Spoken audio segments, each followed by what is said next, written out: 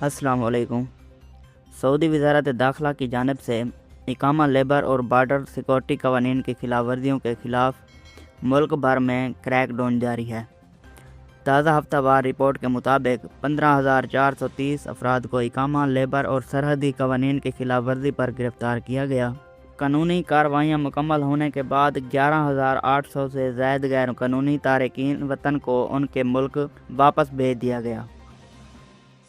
مزید 22,000 سے زائد افراد کے خلاف قانونی کارروائی جاری ہے، جبکہ غیر قانونی ملازمت، پناہ دینے یا نقل و حمل میں ملوث افراد کے خلاف بھی کارروائیاں کی گئیں۔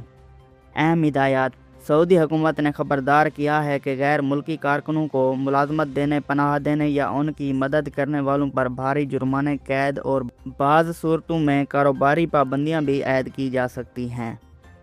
اگر آج کی ویڈیو اچھی لگی ہو تو میری ویڈیو کو لائک کر دیں اور چینل پر نئے ہیں تو چینل کو سبسکرائب کرنا مت بھولیے۔ بہت شکریہ۔